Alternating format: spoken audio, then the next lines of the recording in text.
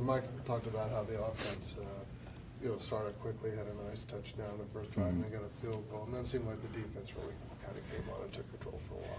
They did, and as is always the case, you like to be able to see. And we put the ball at different spots, So we started the -30 and then drove from there, and offense did drive right down first one and scored, and which is good for offense. But there was a couple key third downs there that the defense didn't convert on, and obviously offense did. So, and then the second time they got the field goal, felt like that there was some penalties on the defense that were some, two offsides and a pass interference that kind of got the offense out of a hole.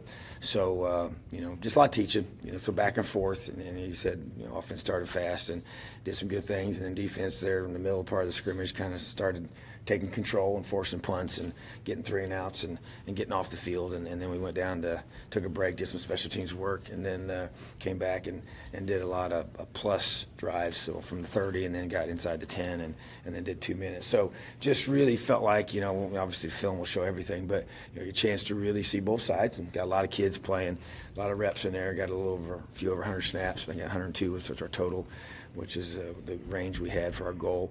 So I feel good about that, the way we spaced. We had a really, really intense practice on Thursday, so I'm trying to balance that out, by having 2 back-to-back days of a lot of live goes. So that was encouraging, and just even the situation at the end, the first group went down, was down by 2 minutes, minute 15 to go, 1 timeout, and the offense was able to get the field goal. So big kick by Logan Justice and under some pressure. I thought that was really good. And then the second group had a chance to kind of teach some situational things and a couple mistakes that were made with the time, on the clock, knowing if you have timeouts or no timeouts. So a lot of great teaching. So I really first big scrimmage we've had in terms of number of snaps. And so I thought, just from my observation, a lot of great things. I guess Mike Penix, Coach DeBoer Cities, I think the word he used was amazed at just how much he's been able to soak up so quickly in terms of learning maybe off the field schematics and things like that. What have you seen from him at that position? Yeah, kind of from my perspective is a little different, just in the fact that I don't sit in on all the meetings with him and in that position, but I see what happens on the field, and would have to say that I'm pleasantly surprised with the poise more than anything, because it's just a young man that I've learned in a short amount of time of having these mid-year guys that it's a much harder process than most people think. Most guys that do it are very excited about it. Then when they get in it, they're like, man, this is really hard. The schedule's different, the classes, it's everything. And it doesn't seem to be fazed by that.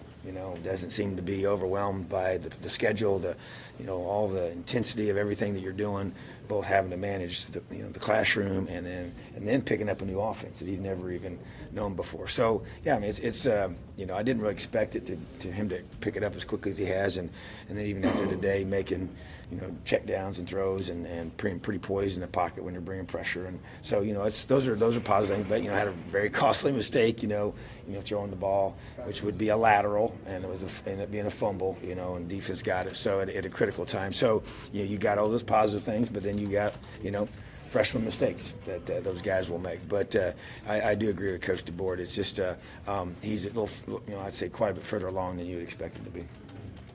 Special teams wise, a couple hiccups there. What yeah, and I'll tell you the thing too with special teams was we've really struggled to get quality reps because of the being indoors so much. It's the first time we've been outside for a while, and so when you punt, everything is it's not really realistic because of being indoors, and so that's been good. But trying to get a lot of different guys back there.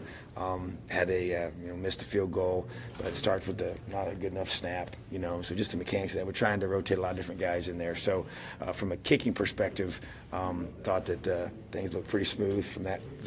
And we'll go back and watch all those on film for sure. But I felt like that the transition, because when you do all those, you got guys from both sides of the ball. And we're trying to get a scout look out there in there between the series, and so there's some good and bad, but a lot to teach off of. So I thought it was just great to be outside, so we can really get everything, game mode, and that was our first really kind of big scrimmage to do all that as well. So things to clean up for sure. Jacob Robinson said he's just kind of talked with you, or at least heard from you, the idea of the sense of urgency. I think was the thing that he really imparted on him the most. I know he's been a little bit limited this spring, but in sort of the broader context of being a veteran gearing up for his last year, what do you need from him, and what has he brought so far? Well, the thing he brings, he's got so much experience, and kind of like Jonathan Crawford, he played so much football, played his freshman, had a chance to be, huge part of us last year, and has a great perspective. Has been out a little bit here, with an injury, but he'll be back here soon. I just think that when you sat in that seat and what this feels like, you can provide so much help to these younger guys. And we are a young team overall, and we need that. That's why I really challenge these older guys to really. I've talked about Luke Timian being a leader. Talked about Crawford. Talking about Jacob, and I just think that those guys being able to bring the young guys along and to provide that sense of urgency to meeting time, to walkthroughs, to the preparation process is kind of what I mean with that, and because that's the part that you do it as a coach and you emphasize it, but it's always more meaningful and powerful when it comes from within.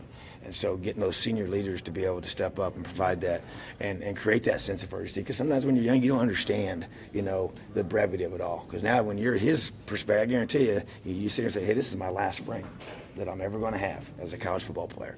And so it creates a whole different mindset that you have, rather than if you're a freshman, you think, man, I got several more years to go, and you take a lot for granted. So I just think that's kind of what I'm trying to get across to these older guys. What has a healthy Niles Sykes brought to this defense? Well, he gives us a pass rush, when he doesn't jump off sides.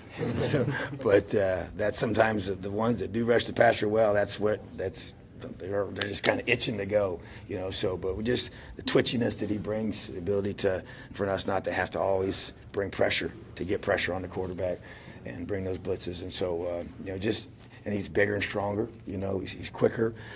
Really, he benefited from having some time, because I don't think his physical strength wasn't one of his assets, a year ago, and now having all this time to do it and then benefit from a new strength staff. He's really, he's changed his body in a good way. So he's got to continue to do that, and got to continue to have him lead and make good choices and be a great teammate and, do an awesome job making plays.